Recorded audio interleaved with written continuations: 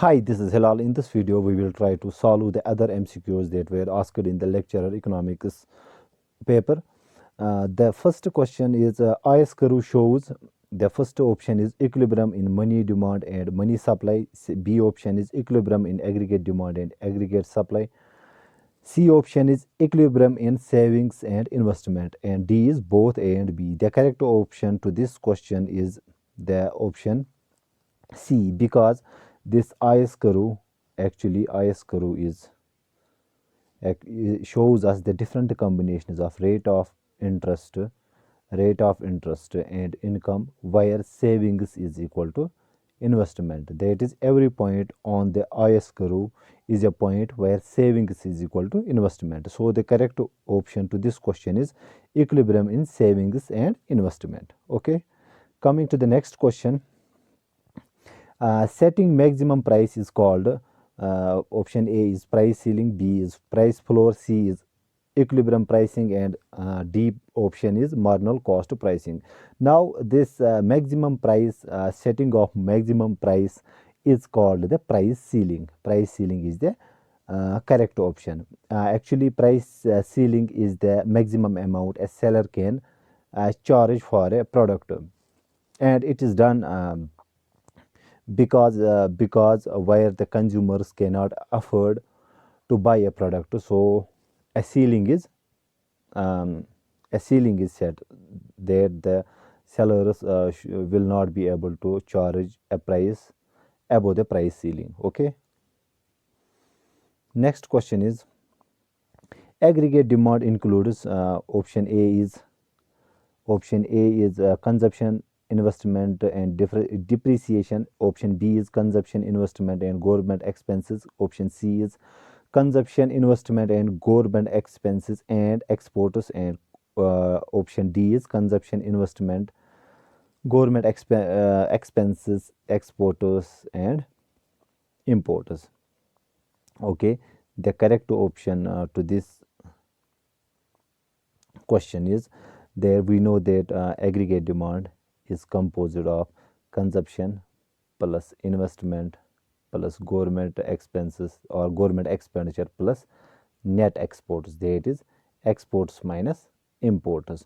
So the correct option to this question is D, that is aggregate demand is equal to consumption expenditure, investment expenditure, government expenditure, and net exporters. Next question is LM curve shows a relationship between interest rate and output where goods market is in equilibrium. B option is the relationship between interest rate and output where money market is in equilibrium. C option is the relationship between price and output where money market is in equilibrium. And fourth option is relationship between price and output where money market is in equilibrium. Now this LM curve is shows us different combinations of interest rate and output where money market is in equilibrium. That is, if we have real GDP on this axis and we have interest rate rather on this axis, this this LM curve shows us different combinations of rate of interest and income or output where money market is in equilibrium. Every point on this LM curve is a point where demand for money is equal to supply of money. Okay, so the correct option is relationship between interest rate and output where money market is in equilibrium. Next question is, when money supply increases, then which of the following happens in the ISLM framework? Option A is interest rate increases and output decreases. Option B is interest rate decreases, output increases. Option C is interest rate increases and output increases. And option D is interest rate decreases and output decreases. So we will see. Let us draw the diagram. Let this be our IS curve, this be our LM curve. Okay, this is our LM curve. Now our money supply is fixed. So let us say this is our money supply. This is money supply. Now when money supply increases, that means money supply will shift to the right. With the shift of the money supply to the right, that means when there is increase in money supply, interest rate will go down. Interest rate will go down. That means investment will increase, and subsequently our aggregate demand will increase, which will increase our output. Okay, that means this LM curve will shift towards right. Now our new equilibrium will be achieved at this point. Let us say our new equilibrium point is this. Let us say our original interest rate was R1 and original output was Y1. With the increase in money supply, LM curve shifts to the right here, and we got new interest rate, that is R2, and new output, which is Y2. Here we can see that with increase in the money supply, our output has increased and interest rate has decreased. Okay, so the correct option would be interest rate decreases and output increases. That means this very option is true.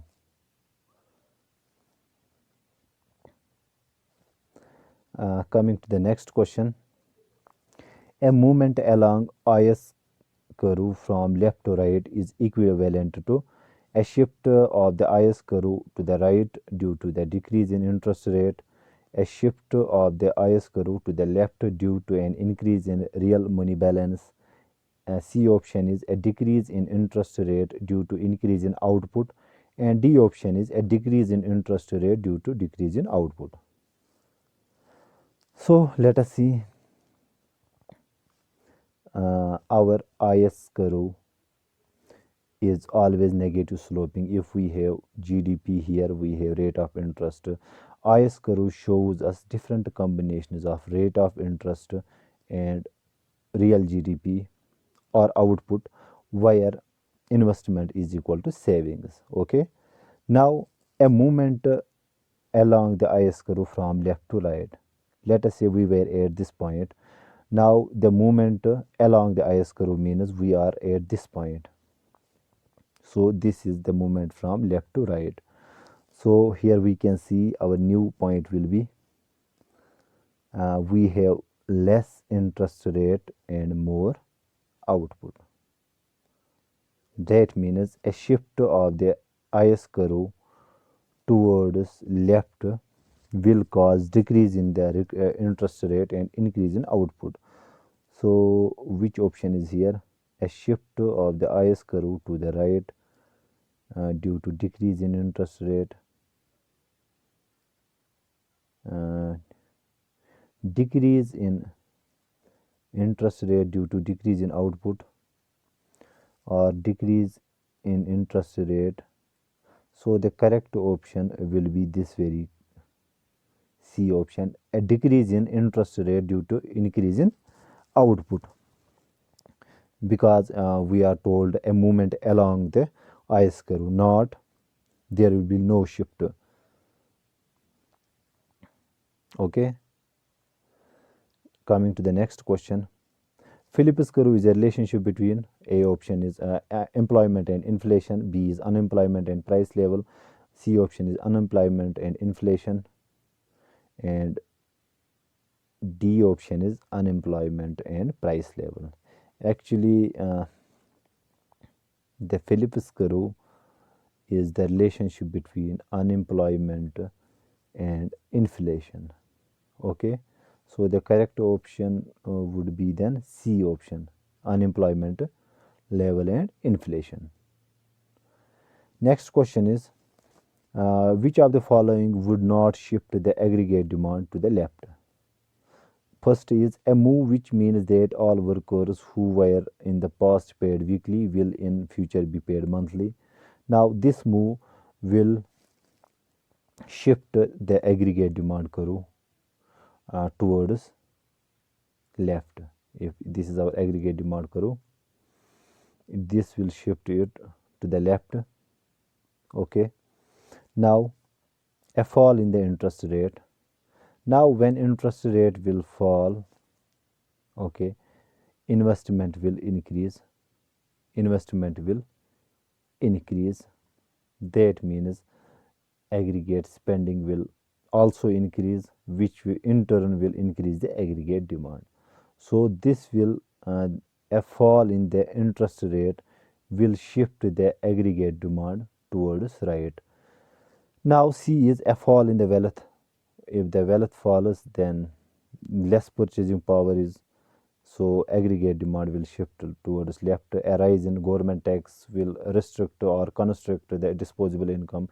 It will also shift the aggregate demand to the left. So option B is correct. A fall in the interest rate will not shift the aggregate demand to the left. Otherwise, all the three will shift the aggregate demand towards left. Next question is, money multiplier is always greater than 1, maybe greater or less, always less than 1, or always lies between 0 and 1. Money multiplier is always, that is, money multiplier is always, that is equal to 1 divided by RR, required reserves. This is always greater than 1. Okay.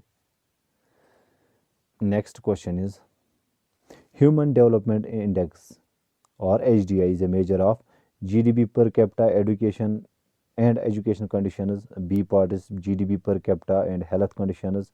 C option is GDP per capita, education and health conditions, and D option is education and health condition. The correct option to this question is C part, because HDI is composed of three terms, that is GDP per capita. For this we use the proxy term, that is per capita income, plus we have the education. For this we take the proxy as adult literacy ratio, or I will write here simple education, and gross enrollment ratio, that is adult literacy ratio plus gross enrollment ratio, plus we have this health condition. For this we take life expectancy at age 1. Okay, so the correct option is that GDP per capita, education and health conditions are used in constructing the Human Development Index. Next question is, terms of trades are measured, ratio of exports to imports. B option is ratio of current and capital account. C option is ratio of exports to import prices. D option is share of exports and imports in GDP. The correct option is this C, because terms of trade is given by export prices divided by import prices times 100. So this is the ratio of export and import prices. Next question is, a producer surplus is given by, first option is difference between price and marginal cost of production. B option is difference between price and average cost of production. C option is difference between marginal and average cost of production, and D option is difference between marginal cost and price. This producer surplus is always the difference between marginal cost and price. Why? If we draw the graph, let us say this is our supply function, this is equilibrium price. Now, as we know, supply curve is also called the marginal cost curve. Okay. Now, if this is equilibrium price, here this is then the cost of production. Okay. That means the difference between price and marginal cost, that means producing additional units, the difference between these two gives us the producer surplus. So the difference between marginal cost and the price is actually the producer surplus. So the correct option is D. Next question is, the difference between producer surplus and profit is, Now the relationship between producer surplus and profit is, we know producer surplus, so let us, producer surplus is always equal to total revenue minus total variable cost. We do not include the fixed cost in calculating the producer surplus. So the correct option will be, the difference between producer surplus and profit is, that is, so our profit is also total revenue minus total cost. So I will write here pi is equal to total revenue minus total cost. Now the difference is only of the fixed cost. We don't include fixed costs in calculating the producer surplus. So the correct option is fixed cost. Next question that was asked was, the economic profit for a firm is given by deducting which of the following from the revenue. So what we subtract from the revenue to get the economic profit is, the relation is quite simple. Economic profit is equal to total revenue minus implicit plus explicit cost. So we deduct both implicit and explicit cost from the total revenue to get the economic profit. So the options here where we only deduce explicit cost, this is not true. Explicit cost plus depreciation, this is not always true. This is not also true. Only implicit costs, this is not true. And then this D option is correct, that is, it's explicit cost and implicit cost. Next question is, which of the following statements are true for a competitive firm? So we are talking about the perfect competition. First option is, the firm is price taker. Yes. Market demand curve is horizontal. No. Market demand curve is not horizontal. Actually the firm demand curve is horizontal. So market demand curve is always downward sloping. So this is not true. Firm is maximizing sales. This is not true. Marginal cost curve is horizontal. No, marginal cost curve is always as it remains, that is, it slopes upwards. First goes down, then slopes upwards. So the correct option, as we know, the firm is price taker. It has no control on the price. The price is set by the interaction of demand and supply curves. Okay, the correct option is A option. Next question that was asked was, which of the following statements about monopoly are false? We have to see which of the following is. First of all, monopoly means a single seller. Okay, there are two firms in it. No, only one firm is involved. Costs must be kept as low possible in it. So it is always the endeavor of every market. So it is not true only for this monopoly. They are differentiated products. There are differentiated products in it. So there is no need to differentiate in products, because since there is only one seller, it doesn't need to differentiate its products.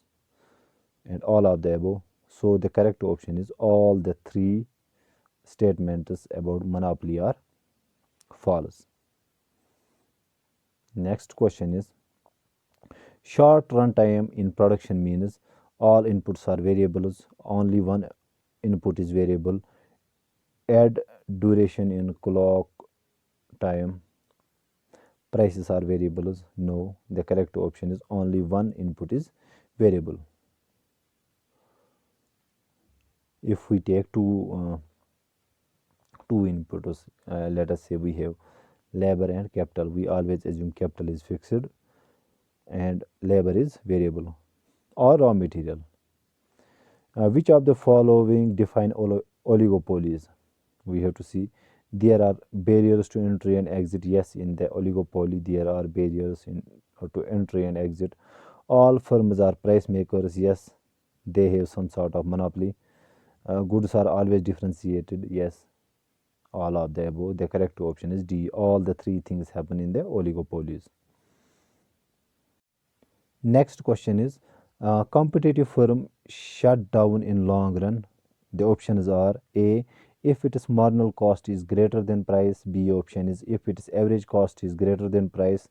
C option is if its average variable cost is greater than price, and D option is if its average cost is greater than marginal cost. Now shutdown price for a competitive in the log run is at a point where its price is less than average total costs. So here we have the average costs. That means if the average total costs are greater than the price, then it is a case of a firm to shut down. So the correct option is B here. Next question is, if MRS, that is marginal rate of substitution, is equal to 1 by 2, it means that the consumer is willing to substitute 2y for 1x. The satisfaction of 2x is equal to 1y, the value of 1x equal to half y, or all of the above. Now marginal rate of substitution is given as, between x and y is given as marginal utility of x divided by marginal utility of y. That means which is equal to del y by del x. Okay, now we are given it is equal to 1 by 2 here. Then it means the consumer will sacrifice 1 unit of y for every 2 units of x to get the same level of satisfaction. That means we have the correct option to this question is that is the satisfaction of 2x is equal to 1y. I guess this very option is correct because if the consumer wants to increase 1 unit of y, it must give up 2 units of x. So though it seems that the option A is also correct, but I will go for this because it says the marginal rate of substitution is equal to 1 by 2. So I will just write it again. Marginal rate of substitution is given by marginal utility of x divided by marginal utility of y, which is equal to del y by del x. Okay, now the numbers are given here. This means that the satisfaction of 2x is equal to the 1y. That means 2x is equal to 1y. This is the relationship here. That means consumer is willing to sacrifice 2 units of good A for additional 1 unit of good Y. Okay, I hope I make myself clear. So thank you.